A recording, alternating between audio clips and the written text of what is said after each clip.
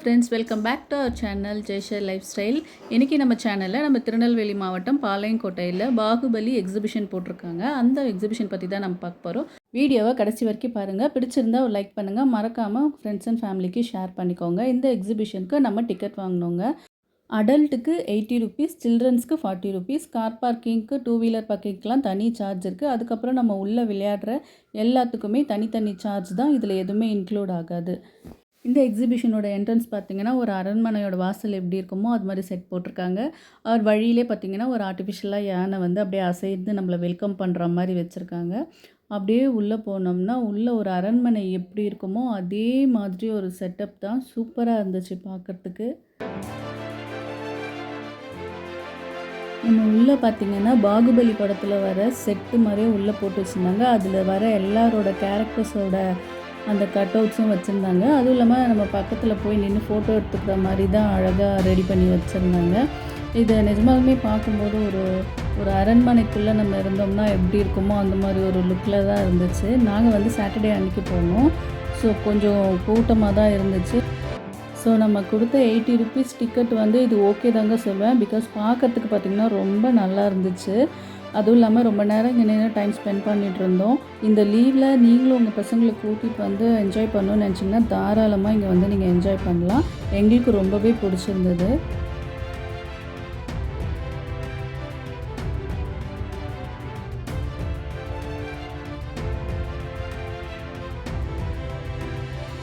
So அங்கேருந்து அப்படியே நம்ம உள்ளே போனோம்னா அந்த பாகுபலி படத்தில் வர எல்லாத்தோட கேரக்டர்ஸோட ஃபோட்டோவும் அங்கே வச்சுருந்தாங்க. அங்கே வந்து எல்லோரும் அங்கங்கே நின்று வந்து ஃபோட்டோ எடுத்துகிட்டு இருந்தாங்க.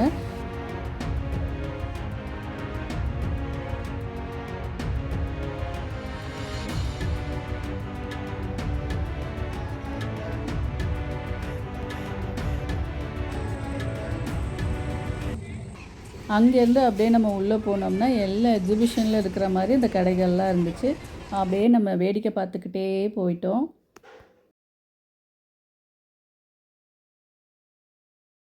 அப்புறம் எல்லா எக்ஸிபிஷன்லேயும் இருக்க மாதிரி அந்த ஃபுட் ஸ்டாலும் போட்டு வச்சுருந்தாங்க. அந்த டெல்லி அப்பளம், அந்த பஞ்சு மிட்டாய், அது மாதிரி எல்லா ஃபுட் ஸ்டாலும் இருந்தது.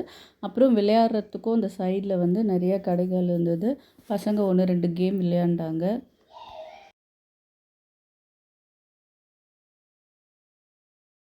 அதுக்கப்புறம் என் பசங்க பார்த்திங்கன்னா கொஞ்சம் கேம்ஸ் விளையாண்டாங்க. இது உள்ள விளையாடுற நம்ம கேம்ஸ் எல்லாத்துக்குமே தனி சார்ஜு. எதுவுமே டிக்கெட்டில் இன்க்ளூட் ஆகாது.